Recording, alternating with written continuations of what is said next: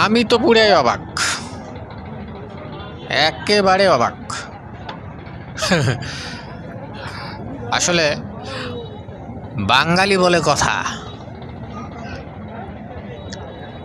তবে আসলে এই দৃশ্য অপরূপ সুন্দর দৃশ্য, অনেক সুন্দর।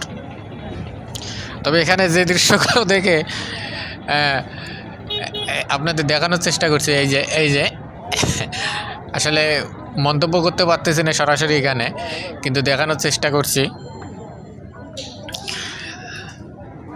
ছুটি আসলে কর্মব্যস্ত মানুষদের মাঝে মধ্যে ছুটি পেলে ছুটির এই অবকাশ সময় যাই, অবকাশ সময়ে মানুষ এই যে গাছটি, এটা কিন্তু আরেকটু অবাক করার বিষয়। গাছটা এই নদীর মাঝে দীর্ঘদিন থেকে বেঁচে আছে, বছরকে বছর।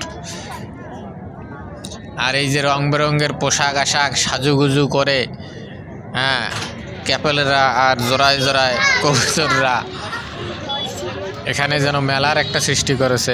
অফিস আসলে বন্ধ থাকলেই এই কর্মজীবী মানুষদের একটু অবকাশের জন্য এই নদীর ধারে এভাবে আসে।